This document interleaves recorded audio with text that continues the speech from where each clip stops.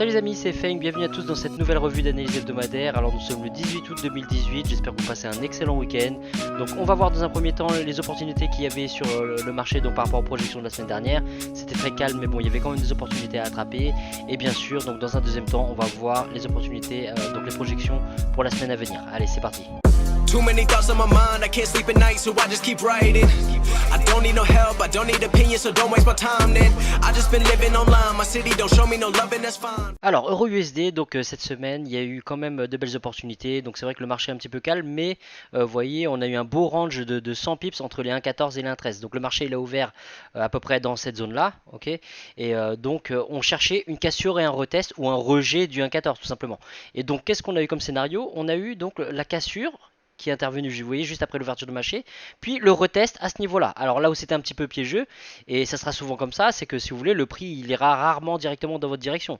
Donc des fois ça arrivera et c'est magnifique, mais il faut s'attendre quand même à ce que le prix, bon bah il joue un petit peu avec vos nerfs. Donc il faut savoir être patient pour vraiment réussir dans le trading. Donc si je baisse un petit peu sur les time frames, on va voir de plus près ce qui s'est passé.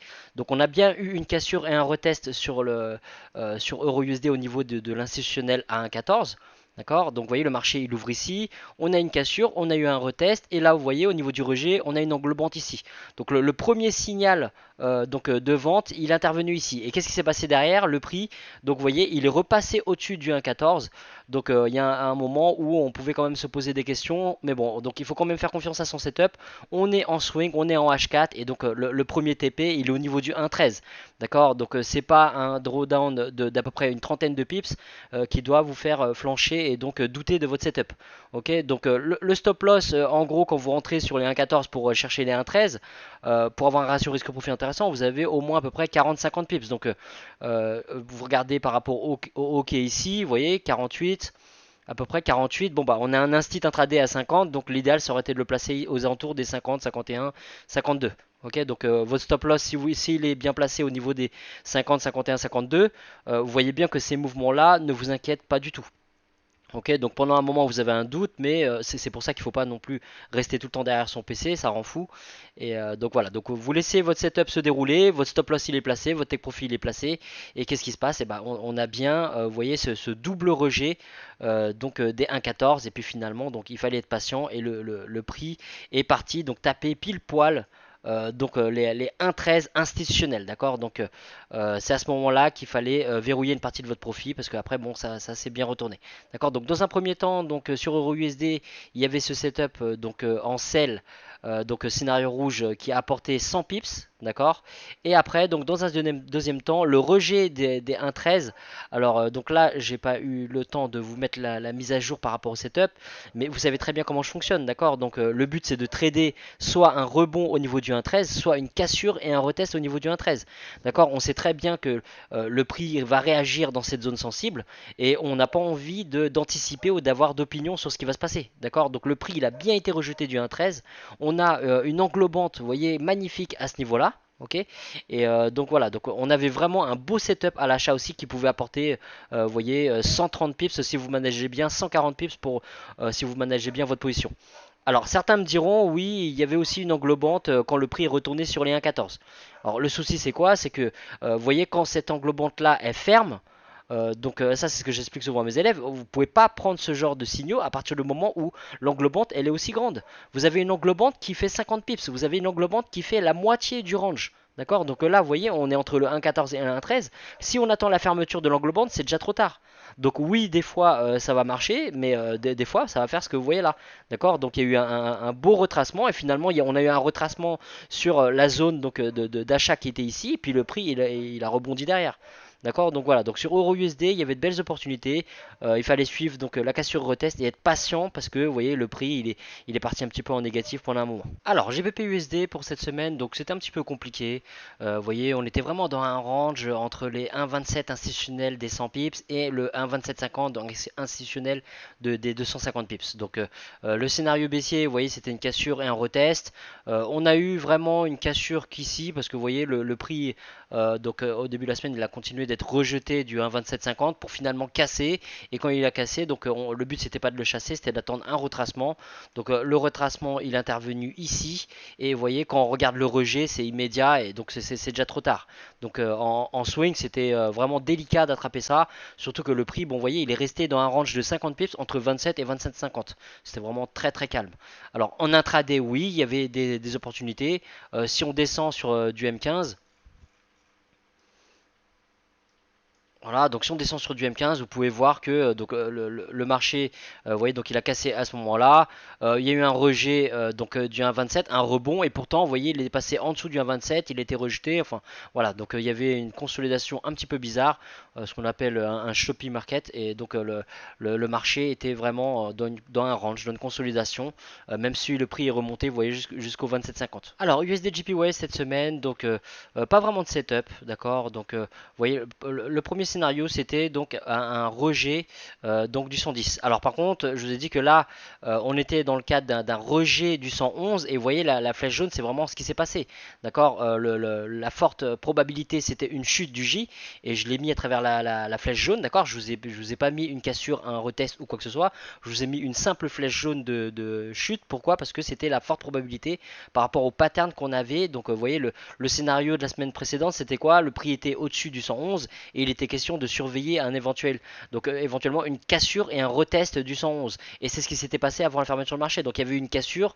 un retest, un rejet, et vous voyez on avait de belles patterns de rejet par rapport au 111. Donc la forte probabilité c'était une chute.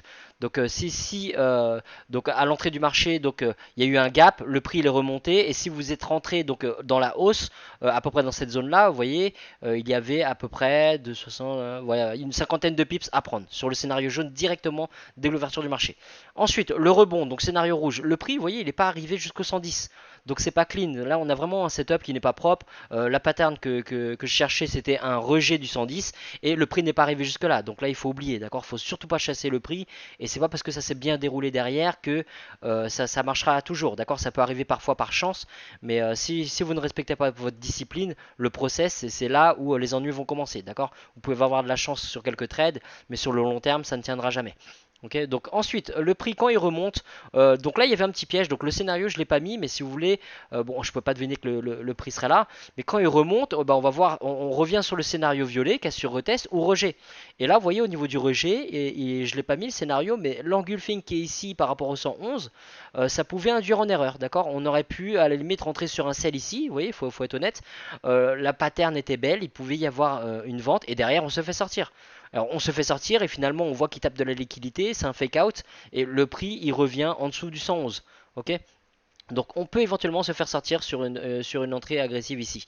Alors ce qui se passe par la suite, donc le prix il remonte et là on voit par contre un vrai rejet du 111 et c'est là où il y avait l'opportunité donc de prendre un sell. C'était vraiment très très clair et donc si vous aviez pris donc la perte sur le petit setup que je vous ai montré juste avant, et bah, vous auriez pu donc récupérer de vos pertes sur ce setup là, d'accord. Donc vous voyez le rejet ici, regardez on a une magnifique englobante sur le 111 et donc vous voyez il n'y a pas d'ambiguïté, hein. Donc la bougie donc elle ouvre ici, elle ferme ici et donc c'est très très clair. Et donc si on rentre à la fermeture de l'englobante aux alentours des 84, le prix vous voyez est descendu au niveau des 28, donc il y a à peu près 56 pips d'opportunité là-dessus. Donc 40-50 pips c'était possible largement. Pareil 40-50 pips donc sur le sell dès l'ouverture du marché.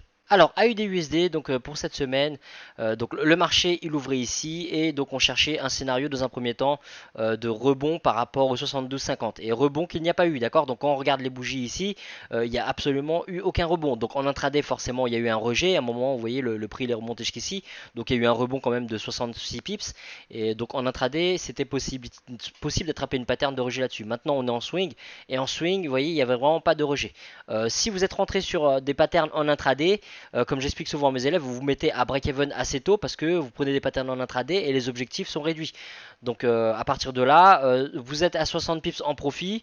J'espère quand même qu'en intraday, à un moment donné, au bout de 40-50 pips, vous avez verrouillé une partie de votre profit et vous êtes à break-even. Donc il n'y a aucune raison de prendre la moindre perte si vous prenez un rejet en intraday sur le 72,50, d'accord. Maintenant en swing, la cassure retest, donc vous voyez, on a eu une cassure. Le prix est revenu, mais est-ce qu'on a eu un retest? Pas du tout. On n'a pas eu du tout. Donc on a bien eu le pullback, mais pas de rejet. Donc à partir de là, le scénario rouge, il n'était pas valide du tout. Et donc là, je vous ai pas fait la mise à jour sur TradingView, mais en gros, une fois que le prix il est ici, vous savez comment je travaille. Soit le prix il va être rejeté du 72,50, soit il va casser et il va rebondir. D'accord. Donc il n'y a que ces deux scénarios possibles. Le prix il n'a pas 50 directions possibles. Soit il consolide, soit il casse par le haut, soit il casse par le bas. Donc là, c'est à vous de surveiller votre price action. Et donc les patterns, elles sont très claires.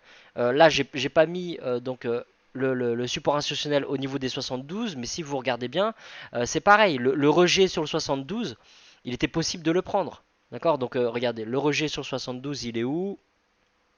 Il est là. D'accord. Donc si on regarde le rejet au niveau du 72, on bascule sur les plus petits time frames, on cherche des patterns. Regardez au pips près. D'accord. Au pips près, le prix est venu, il a touché les 72 et il a été rejeté fortement derrière. D'accord. Donc c'est pas anodin, c'est pas innocent. Si le prix il a rebondi ici, c'est bien que les banques travaillent au niveau des chiffres ronds, au niveau des supports et résistances institutionnelles. Et un support ou une résistance, c'est quoi finalement? C'est un prix. D'accord. Les banques elles s'en foutent de nos lignes. Elles surveillent le prix. Donc là le prix c'est quoi? C'est 0,72. Et donc il y avait une opportunité d'achat par rapport au 0,72. Donc bien sûr, au niveau de votre ratio risque-profit, donc vous faites attention, surtout si vous rentrez après ce genre d'engulfing, là, vous voyez, acheter juste en dessous d'un 72,50 institutionnel, c'est dangereux, c'est très dangereux, d'accord. Donc vous mettez très très vite à break-even et vous faites sortir à break-even dans cette mèche-là. Ok. Donc soit vous rentrez de manière agressive sur le 0,72 et à ce moment-là vous êtes toujours en profit et même très bien en profit parce que vous voyez le prix il a fermé où? À 73,16. Vous voyez il y avait 116 pips sur AUD/USD sur un buy donc au niveau du 0,72 institutionnel. D'accord. Donc le scénario vraiment à prendre c'était l'achat qui était ici. Il fallait être prudent par rapport au fait que donc il y avait le 72,50 en chemin qui pouvait vous barrer la route. D'accord. Mais il fallait surveiller à ce niveau-là. Dans aucun cas il y avait un rebond à prendre, mis à part en intraday 72,50 ou encore un retest sur le 72,50 en vente. Alors NZD/USD pour cette semaine, donc il y avait vraiment des pièges, il fallait vraiment faire attention. Dans un premier temps, vous voyez le marché est ouvert ici et j'ai mis une projection de rejet par rapport au 0,66. D'accord. Donc ça aurait été tout simplement un rejet par rapport à la cassure et au retest du 0,66 et donc le retest il est arrivé à ce niveau-là et on a bien une pattern. D'accord. On a une pattern, vous voyez, donc l'espèce de marteau inversé qui est ici. Donc on a un beau rejet du 0,66, donc ça c'est une entrée plus agressive. Mais si on attend l'engulfing qui est là, on a une entrée qui est un peu plus safe, ok. On a une pattern un peu plus claire. Et qu'est-ce qui se passe derrière? Donc si on rentre là au niveau du quasiment 0,66, le prix il est descendu à 65,42. Donc il y avait à peu près 60 pips à prendre sur une entrée agressive. Ok. Donc par contre sur une entrée plus safe, là c'était plus compliqué. On est à peu près au 80. Donc on avait une vingtaine de pips. Donc vous voyez ça c'est pas terrible. Et derrière donc sur du swing là-dessus, on n'est pas forcément à break-even au bout de 20 pips. Alors sur l'entrée agressive oui. Derrière on se fait sortir. Et j'espère que pour ceux qui l'ont pris vous avez eu le temps de verrouiller une partie de votre profit. Mais pour l'entrée plus safe, donc après l'englobante, et ben malheureusement 20 pips. Vous avez peut-être vu vos 20 pips de profit s'évaporer et derrière même peut-être prendre une petite perte. Ok. Donc surtout que là vous voyez il y avait encore un indice baissier, on a encore une engulfing au niveau du 0,66. Donc là c'était vraiment très très piégeux cette semaine sur NZD/USD. Donc soit vous avez pris un petit profit et vous êtes sorti à break-even dans le meilleur des cas, soit vous avez pris une petite perte. Alors USD4 pour cette semaine, donc c'est pareil, il n'y avait pas grand chose à se mettre sous la dent. Par rapport aux projections que j'ai mis là, donc vous voyez le marché il est ouvert ici, on cherchait un rebond, un rejet par rapport au 1,31, rejet qu'il n'y a pas eu, d'accord. Il n'y avait aucune pattern du price action qui permettait d'acheter USD4. Le prix il a vraiment cassé les 1,31 et il est descendu. Alors ensuite, donc le scénario rouge de cassure et de retest, oui là on avait une pattern, on a eu la cassure, on a eu le retest ici. Si vous descendez un peu sur le time frame, vous verrez que c'est encore plus clair, mais en gros, quand la chandelle est ferme ici, on a bien notre cassure, on a bien notre retest et on a bien notre rejet. Donc il était possible de rentrer sur USD4, vous voyez, aux alentours des 1,3084. Par contre, le prix, vous voyez, il est descendu où? 1,3045.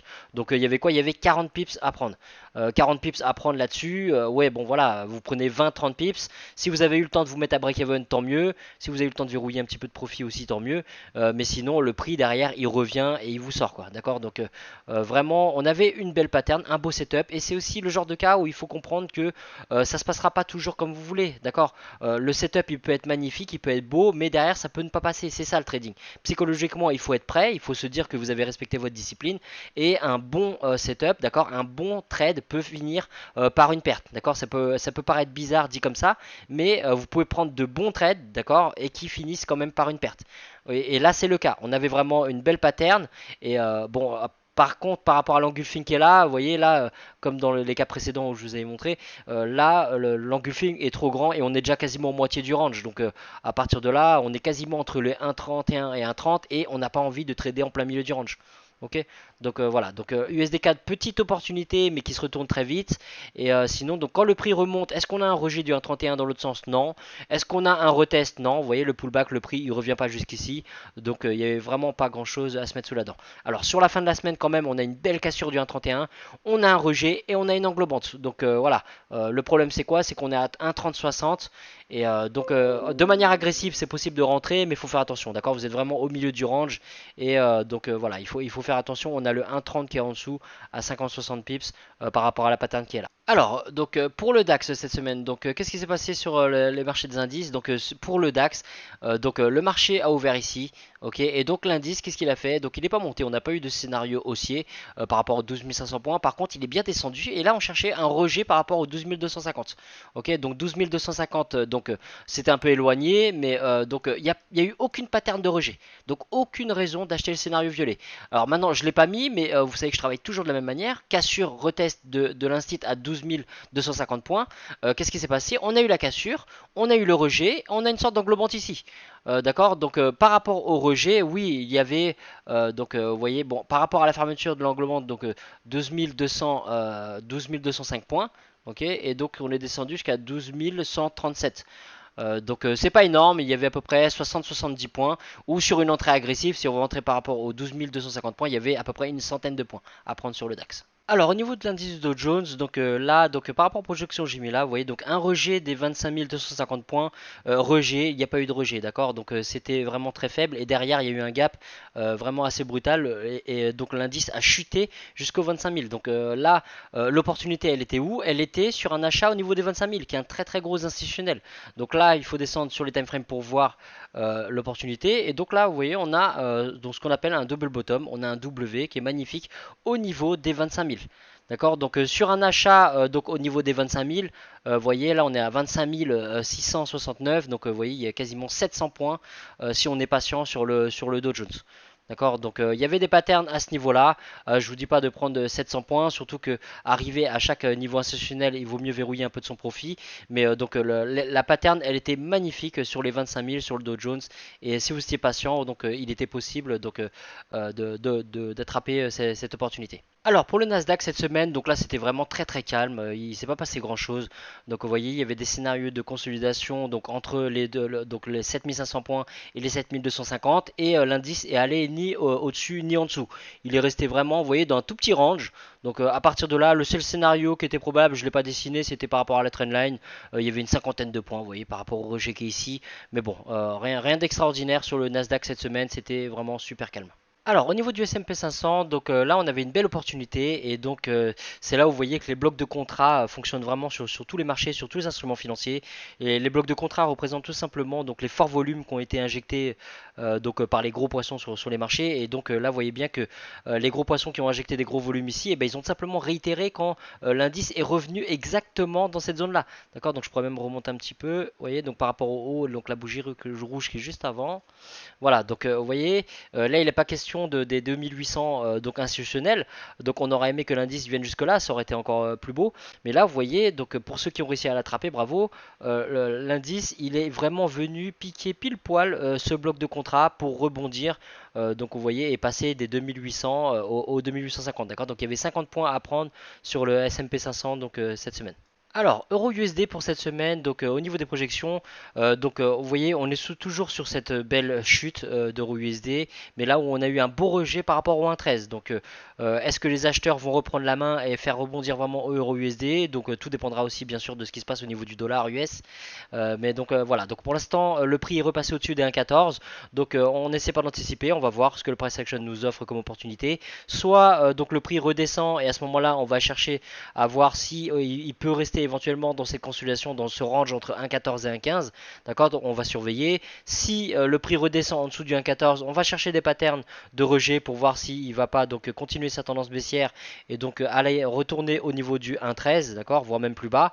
Maintenant, si le prix remonte plus haut, donc on peut avoir un retracement un peu plus profond par rapport au niveau de Fibonacci. Donc si on prend d'ici à ici, vous faites attention, vous voyez on a un niveau 50 qui est dans cette zone là, et si vous regardez vos points pivots mensuels et hebdomadaires, donc en gros on a un point pivot dans cette zone là. D'accord, donc faites bien attention, il pourrait y avoir un rejet juste au-dessus. Ne vous amusez pas à chasser Euro-USD à partir de maintenant. D'accord, il y a un très fort niveau de résistance qui est juste au-dessus. Ok, et si le prix remonte dans cette zone-là, alors il peut très bien remonter sur l'instit ou aller piquer le bloc de contrat.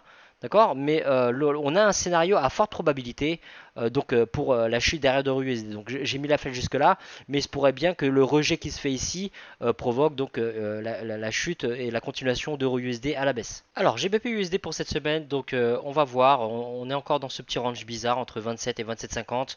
Donc là on va vraiment attendre une cassure de tout ça. Donc pour vendre GBP USD, là on est sur une zone où il pourrait rebondir sur le 27,50. On va attendre des patterns clairs pour agir, d'accord, parce qu'il peut vraiment aller dans les deux sens et on n'est pas là pour jouer à quitte au double. D'accord, donc on va patienter. Pour vendre GBP USD, l'idéal ce serait vraiment une cassure des 27 et un retest. Alors, on veut voir un rejet vraiment à la baisse ici. Et donc pour l'acheter, donc là l'idéal, on est au niveau des 27,50, faut pas trop y toucher. Attendez quand même une cassure franche et un rejet à la hausse. Donc après un pullback, là on aura une confirmation pour rentrer avec de meilleures probabilités. Ok, donc sinon, si le prix remonte jusqu'au 29, institutionnel des 100 pips, alors ici, oui, on a plusieurs patterns de rejet possibles. On a vraiment donc un bloc de contrat dans cette zone-là qui est institué. Donc, vous voyez, c'est cette belle chute. Donc, faites attention, on a un bloc de contrat dans cette zone-là. On a l'institutionnel à 1,29 et on a un retracement optimal du Fibo aussi. D'accord, donc si le prix arrive dans cette zone là, on a vraiment un fort potentiel de sell, de vente dans cette zone là. Ok, pour acheter le 1,29, je ne l'ai pas mis, mais en gros, vous voyez, il faudrait vraiment avoir une cassure et un retest, et même que ça dépasse le point pivot mensuel. Ok, parce que le point pivot mensuel, il peut très bien retenir le prix, et le rejet du 1,29, il peut monter ici avant de rechuter. Ok, donc attendez bien vos patterns du price action et vous pourrez agir vraiment avec des meilleures probabilités. Alors USD JPY pour cette semaine, donc un petit peu à peu près, donc un petit peu les scénarios de la semaine dernière, parce que vous voyez la semaine dernière on était déjà dans ce range entre 111 et 110, et là on est un petit peu plus bas, mais on est toujours en plein milieu du range. Donc là moi en swing personnellement j'éviterai d'y toucher, surtout que là on est en plein sur un point pivot, donc tout peut se passer. Ok, l'idéal ça serait quoi? Ça serait d'attendre donc une cassure de ce range, donc une cassure, un retest à la hausse, une cassure retest à la baisse, ou sinon on a toujours les scénarios de consolidation, comme le marché est assez calme, c'est possible qu'il reste encore dans ce range entre 110 et 111. Donc surveillez vraiment les institutionnels à 110, 111. Faites attention au point pivot et vous trouverez des patterns. Enfin, il peut y avoir des patterns clairs et prenez uniquement les patterns clairs. Alors, AUD-USD pour cette semaine, donc les zones sensibles, les zones d'attaque à surveiller. Donc là, on arrive vraiment à un niveau de résistance qui est vraiment très important. Donc on a un point pivot mensuel, ok, mais surtout, regardez sur la gauche, on voit vraiment, donc là, on n'est pas sur de l'instit, on est plutôt bon, sur de l'instit intraday, d'accord. On a un instit intraday là, au niveau des 20, on est vraiment quasiment pile dessus. Mais juste au-dessus, on a quoi? Donc on a le point pivot mensuel, on voit très bien les swings qui sont ici. Donc là, on est vraiment sur une forte zone de résistance. Et quand on prend le Fibo et qu'on le place donc d'ici à ici, on a un niveau 50 du Fibo. D'accord, on a un niveau 50 du Fibo dans cette zone là, donc faites très attention. C'est ici qu'il va falloir surveiller le price action. Donc à l'ouverture du marché, certainement lundi, il peut vraiment y avoir des réactions du price action à ce niveau là. D'accord, donc gardez un œil au niveau de cette zone là. Soit vous allez avoir un rejet à ce moment là, c'est plus judicieux de prendre un sell, mais faites attention parce que vendre juste au-dessus du 0,73 c'est quand même dangereux. Donc cherchez des patterns en intraday ou bien passez vite à break-even. Quitte à vous faire sortir derrière à break-even, c'est pas grave.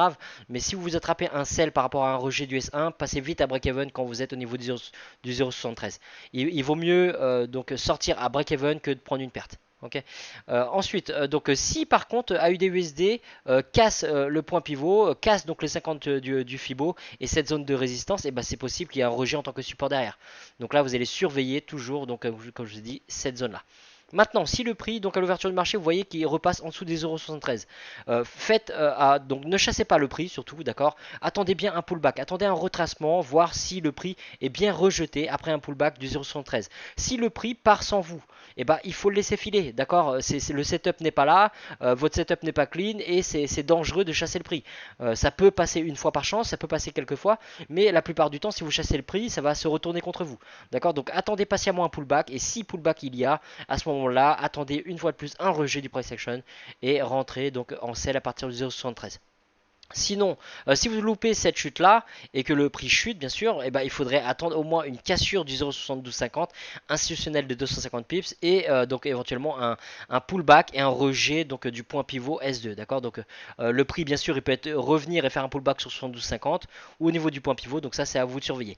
Et une fois de plus, comme pour le scénario de dessus, faites attention, vous avez un 72 institutionnel ici qui pourrait rejeter le prix, donc passez vite à break-even, quitte à vous faire sortir break-even. Alors NZD-USD pour cette semaine, donc le prix est vraiment quasiment au milieu du range entre les deux instituts 66 et 67.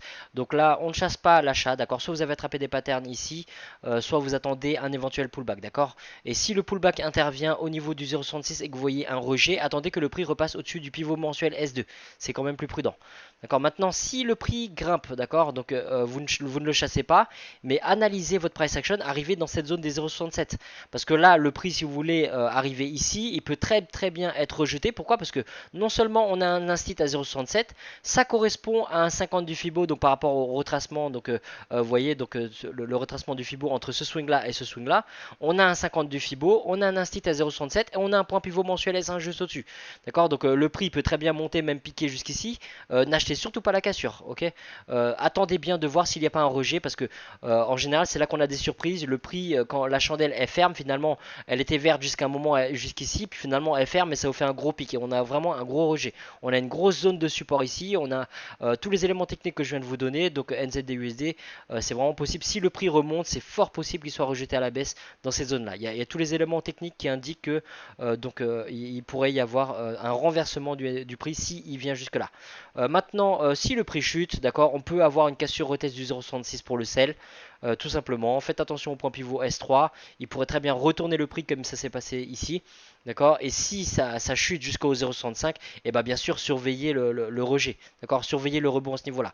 Et il pourrait y avoir aussi une cassure retest bien évidemment en termes de price action. Alors USD4 pour cette semaine, donc le prix, vous voyez, il est vraiment entre le 1,30 et le 1,31, donc on n'y touche pas. Si le prix remonte, il y a le point pivot mensuel, il y a le 1,31 institutionnel et il y a le niveau de Fibo 50, donc il pourrait y avoir un beau rejet, le scénario rouge. Donc surveillez bien votre price action, même si ça pique un petit peu, c'est possible que le prix derrière il rechute, d'accord. Et donc pour l'acheter, il faudrait vraiment attendre un rejet du price action. On veut voir un rejet vraiment clair après un pullback, d'accord. On veut pas chasser le prix. Si USD4 chute, à ce moment-là, regardez bien, vous avez le 1,30 institutionnel qui peut rejeter le prix, vous voyez, comme la semaine dernière, et puis il y a ce bloc de contrat toujours. Donc le scénario violet, je l'ai mis, mais faites bien attention, on est dans un gros bloc de contrat haussier, et donc ça pourrait faire décoller le prix.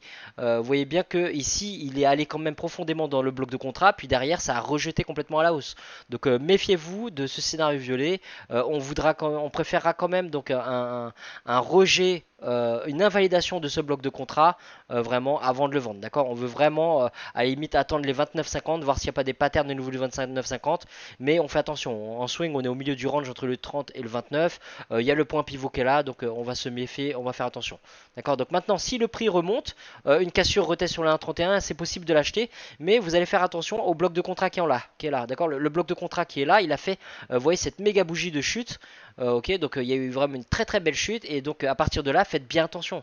Le prix s'il remonte ici, il y a des probabilités qu'il soit rejeté encore à la baisse. Donc si vous attrapez une pattern d'achat dans cette zone là et que le prix arrive jusqu'ici, verrouillez une partie de votre profit et mettez-vous à break-even surtout. Alors donc pour le DAX cette semaine, donc on va surveiller quel niveau? On va surveiller les 12 000, d'accord. On va surveiller les 12 000 et les 12 250. Donc à partir du moment où là on est en dessous des 12 250, on est sur un scénario baissier, une cassure, un retest. Donc là on a déjà une pattern, donc la probabilité c'est que ça chute.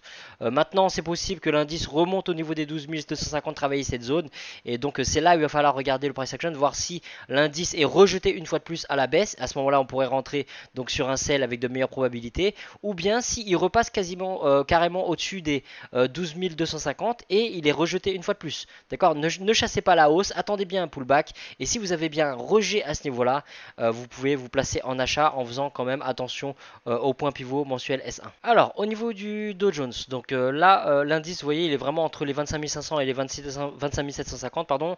Donc on va voir tout simplement scénario de consolidation, le marché est un petit peu calme, mais donc on va voir si donc il est rejeté au niveau du 25 500 et des 25 750. Donc ça ce sont les deux zones sensibles pour cette semaine, donc à surveiller, voir donc s'il y a un rejet tout simplement pour rester dans ce range, ou si on a une cassure à la hausse, à ce moment là vous surveillez, vous attendez un pullback, vous ne chassez pas, et dans l'autre sens à la baisse c'est pareil, d'accord, vous attendez une cassure des 25 500, vous attendez un éventuel pullback, et si pullback il y a avec un rejet derrière, vous pouvez vous placer en sell avec de meilleures probabilités. Ok, mais si il y a une cassure et qu'il n'y a pas de pullback, surtout vous ne chassez pas la vente, parce que c'est dans ces cas là où justement vous risquez de vous prendre des fausses cassures et donc perdre vos positions bêtement. Alors pour le Nasdaq, donc cette semaine, donc on est toujours dans ce petit range, d'accord, entre les 7500 points et les 7250 points, toujours dans ce canal haussier, et pour l'instant on a un rejet, d'accord, donc le canal il est respecté, donc on a une probabilité de décollage du Nasdaq, d'accord, donc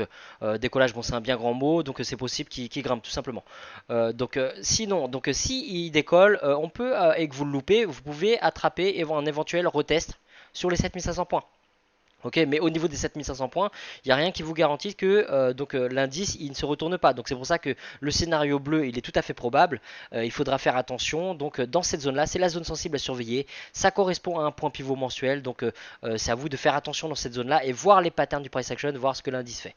Ok, maintenant si l'indice casse carrément cette trendline et arrive au niveau des 7250 points, et ben là c'est pareil. On a deux scénarios probables. Soit on a un rejet des 7250 points et donc à ce moment là on pourra se placer, donc se positionner en achat, soit on voit une cassure donc des 7250 points, et à ce moment là on va pas chasser et on va attendre donc un retracement, et si retracement il y a, on va attendre un rejet une fois de plus à la baisse pour avoir les meilleures probabilités dans l'autre sens et se positionner en sell. Alors au niveau du S&P 500, donc là on est vraiment au niveau des 2850 points, donc on va attendre soit vraiment une cassure retest à la hausse ou une cassure retest à la baisse, d'accord, à la baisse on va attendre quand même que ça casse la trendline, que ça revienne donc retester au niveau des 2850, et à ce moment là seulement donc on peut se positionner, si on a un rejet bien sûr à la baisse, on pourrait se positionner avec de meilleures probabilités. D'accord, donc sinon, si l'indice décolle, faites attention au point pivot mensuel qui est ici, dans la zone des 2880 points. Et si donc il décolle légèrement et qu'il retrace et qu'il est rejeté une fois de plus des 2850 points, vous avez une possibilité de rentrer à l'achat. Maintenant, si l'indice il chute complètement et il revient au niveau des 2800 points, et ben vous avez vu la réaction que ça a fait ici, d'accord. Il y a eu un bloc de contrat, et donc tout simplement, si l'indice il revient ici, vous amusez pas à vendre, même si vous avez des belles patterns dans cette zone-là, parce que l'indice pourrait très bien être rejeté encore une fois, d'accord. Donc après, j'ai pas mis le scénario parce que là on est vraiment un peu loin, mais si l'indice casse tout ça, d'accord, casse l'institutionnel à 2800, casse le bloc de contrat, casse le point pivot et vient retester et rejette une fois de plus, et ben vous allez pouvoir vous positionner en sell avec de meilleures probabilités. Voilà les amis, c'est la fin de cette revue, j'espère que ça vous a plu, merci d'avoir suivi. Si vous avez des questions, bien sûr, n'hésitez pas à les poser en commentaire, que ce soit sur YouTube ou sur Facebook ou même en MP, j'y répondrai avec plaisir. Voilà, donc je vous souhaite une bonne semaine de trading, bon profit, et voilà, donc tradez avec prudence, respectez votre discipline, respectez votre plan de trading, et tout devrait bien se passer. Allez, bonne semaine à vous.